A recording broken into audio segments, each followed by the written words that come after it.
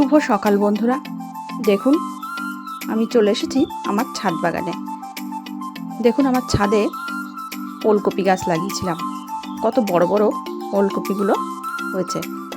তাই ভাবছি আপনাদের সাথে একটু শেয়ার করি, কারণ ওলকপিগুলো অনেক দিন ধরে ভাবছি তুলবো করে তোলাই হচ্ছে না। তাই ভাবলাম আজ একটু ওলকপিগুলো তুলে নিই। তো আপনারা দেখুন কত বড় বড় ওলকপিগুলো হয়েছে।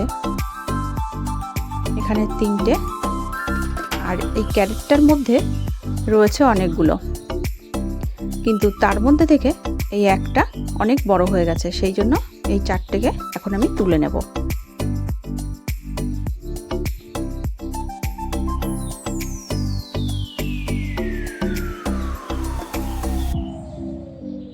এই যে দেখুন বন্ধুরা, আমি এই যে ওলকপিগুলো কিন্তু তুলে নিচ্ছি। এই যে ওলকপিটা কিন্তু আমি তুলে নিলাম। দেখুন কত বড় হয়েছে ওলকপি। আপনারাও এভাবে ছাদে গাছ লাগিয়ে দেখবেন, সেই গাছে যখন ফল হবে সেই ফলগুলো তুলতেও কিন্তু খুব আনন্দ লাগে, আর দেখতে তো ভারী সুন্দর লাগে। বন্ধুরা আমি কিন্তু এই সমস্ত গাছে কোনো খাবার দিই না, সেটা কিন্তু লং ভিডিওতে আপনাদের সাথে আমি শেয়ার করেছি আমি কি খাবার দিয়ে থাকি গাছে। আর বন্ধুরা এই যে ওলকপি, এর যে কি স্বাদ, আপনারা বাড়িতে লাগিয়ে খেয়ে দেখবেন, তাহলে বুঝতে পারবেন বাজারের থেকে কিনে খাওয়ার স্বাদ আর বাড়িতে লাগিয়ে খাওয়ার স্বাদ অনেকটাই আলাদা। আর এত মিষ্টি হয় ওলকপিগুলো, আর ভেতরে কিন্তু একটু আঁশ হয় না।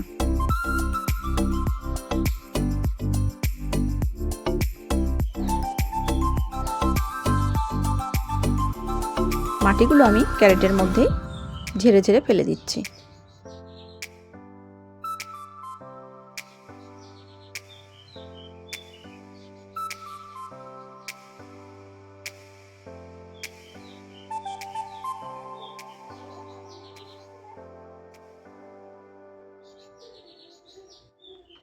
দেখেছেন বন্ধুরা কত বড় বড় ওলকপি হয়েছে আমার ছাদে। এর আগে কিন্তু আমি দেখেছিলাম মূলো তুলে, একটা মূলো আমি আলাদা করে লাগিয়েছিলাম একটা টবের মধ্যে, ছোট টবের মধ্যে। মূলোটাও কিন্তু অনেক বড় হয়েছিল। তার আগে কিন্তু দেখিয়েছিলাম বোম্বাই লঙ্কা, গাছ ভরে কিন্তু বোম্বাই লঙ্কা হয়েছিল। চলুন বন্ধুরা, এবার আমি ওলকপিগুলোর নিচের অংশগুলোকে আমি কেটে এখানেই রেখে যাব, কারণ এগুলো ময়লা তো, মাটি, এই জন্য আমি এগুলোকে আর নিচে নেব না, এগুলোকে এখানে কেটে রেখে দিই। বন্ধুরা এই ওলকপি দিয়ে জ্যান্ত পোনা মাছের ঝাল করব। ছোট যে রুই মাছগুলো হয় সেই রুই মাছের ঝোল করব। এই ওলকপি দিয়ে টাটকা ওলকপি আর রুই মাছের, জ্যান্ত রুই মাছের ঝোল খেতে কিন্তু খুবই সুন্দর হবে। তাই চলুন আমরা একটু আজ ওলকপি দিয়ে রুই মাছ দিয়ে ঝোল করব। আপনারাও বাড়িতে রান্না করে খেয়ে দেখবেন, গাছের টাটকা জিনিস খেতে কিন্তু ভারী স্বাদ হয়। এই যে ওলকপিগুলো কিন্তু আমি নিয়ে নিয়েছি, দেখতেই পাচ্ছেন কিন্তু বন্ধুরা কত বড় বড় ওলকপি। আপনারাও বাড়িতে বেশি লাগাতে না পারলেও অন্তত 2-4টে লাগাবেন খাওয়ার জন্য, দেখবেন খুব সুন্দর লাগে, কিন্তু দেখতেও ভারী সুন্দর লাগে, খেতেও কিন্তু ভারী সুন্দর লাগে। বাজারের ওলকপিগুলো কিন্তু ভেতরে আঁশ হয়ে যায় বা শক্ত শক্ত হয়ে যায়, সেগুলো কিন্তু খাওয়া যায় না। আর এইগুলো যে এত বড় বড় হয়েছে, এর মধ্যে কিন্তু কোনো আঁশ হয় না। বন্ধুরা এর আগেও আমি লাগিয়েছিলাম ওলকপি গত বছর, সেটাও আমি খেয়ে দেখেছি, এরকমই ভেতরে কিন্তু কোনো আঁশ ভাব হয় না।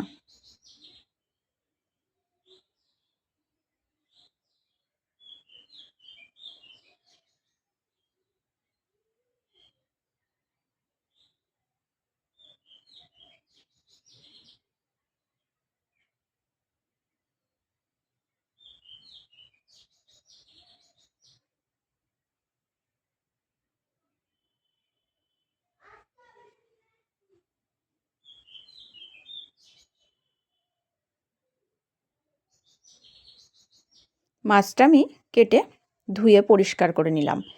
আর এর মধ্যে আমি দিয়ে দিয়েছি কিন্তু লবণ। দেখতেই পেলেন রুই মাছটা কিন্তু আমি কেটে নিয়েছি। তারপর আমি ধুয়ে পরিষ্কার করে এর মধ্যে লবণ হলুদ মাখিয়ে নিলাম।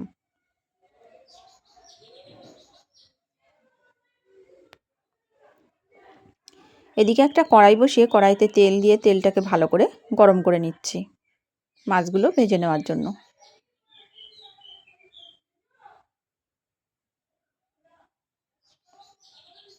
তারপর লবণ হলুদটা মাখিয়ে আমি মাছগুলো এক এক করে ভেজে নেব।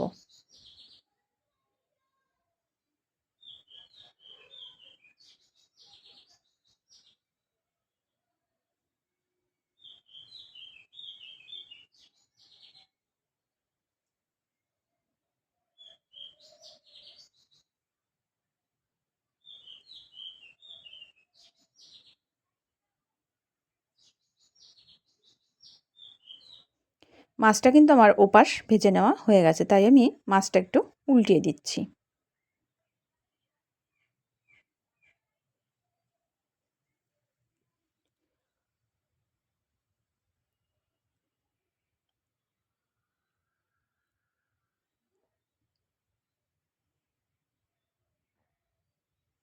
মাছ কিন্তু আমার ভেজে নেওয়া হয়ে গেছে। মাছগুলো আমি তুলে নিলাম।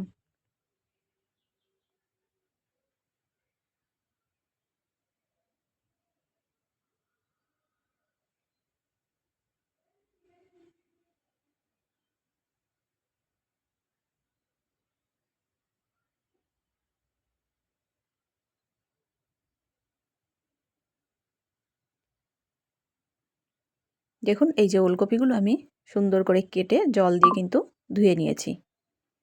তারপর ওলকপিটা একটু ভাপ দিতে বসিয়ে দিলাম। আর এখানে আমি শিলে বেটে নেব আদা আর রসুন। এই যে আদা রসুন কিন্তু আমার বেটে নেওয়া হয়ে গেছে। এদিকে একটা কড়াই বসিয়ে কড়াইতে আমি তেল দিয়ে তেলটাকে ভালো করে গরম করে নিচ্ছি। আর গরম তেলের মধ্যে এই আদা রসুনের পেস্টটা আমি দিয়ে দেব। তারপর দিয়ে দেব কুচিয়ে নেওয়া পাকা টমেটো। এগুলি দিয়ে আমি একটু ভালো করে নেড়ে নেব।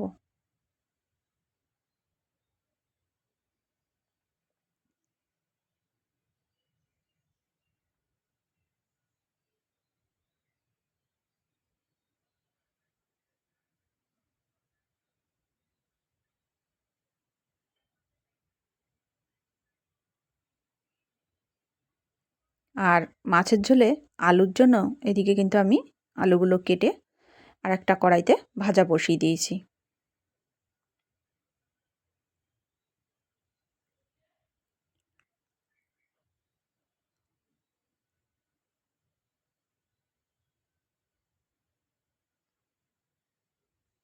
এরপর মশলার মধ্যে আমি দিয়ে দেব লবণ,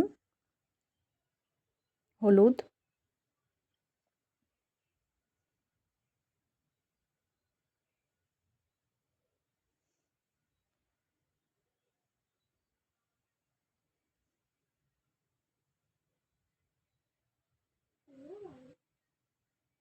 আলু ভাজাতেও আমি লবণ হলুদ দিয়ে দিলাম, দিয়ে আলুটাকে ভেজে নেব।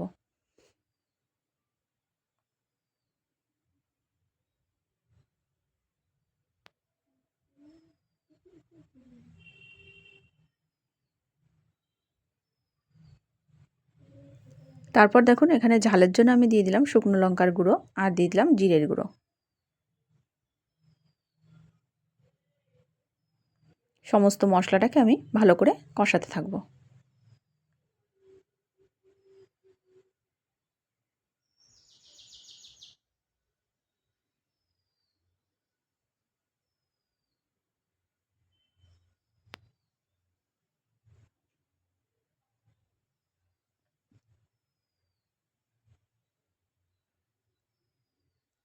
আলুটা কিন্তু আমার ভেজে নেওয়া হয়ে গেছে।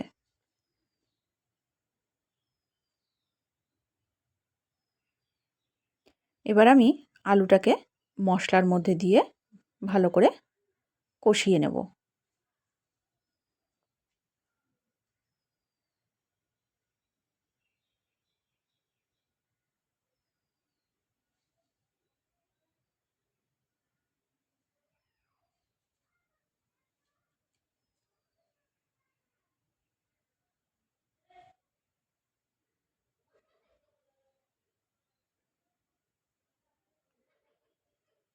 এরপর ওলকপিটা যে ভাপ দিয়ে নিয়েছিলাম সেই ওলকপিটা আমি এখানে দিয়ে দিলাম। আলু, ওলকপি এবং মশলা সমস্ত কিছু একসঙ্গে ভালো করে কষিয়ে নেব।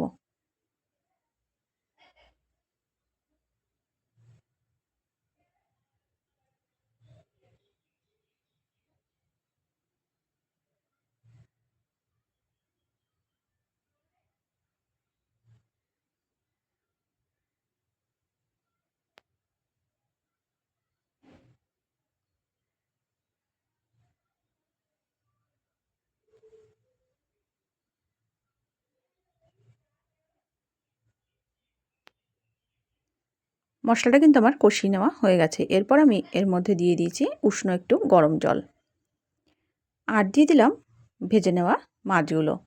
এবার সমস্ত কিছু দিয়ে আমি ঢেকে দেব সেদ্ধ হওয়ার জন্য।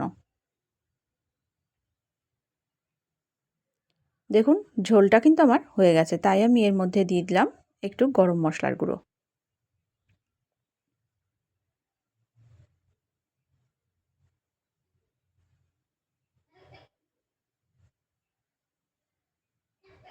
আর দিয়ে দিলাম একটু কুচিয়ে নেওয়া ধনেপাতা।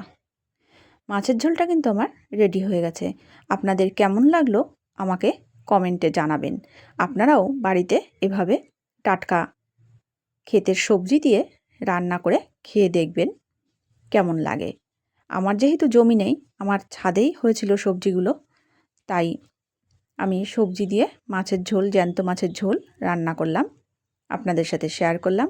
আপনারাও বাড়িতে এভাবে খেয়ে দেখবেন, আমাকে কমেন্ট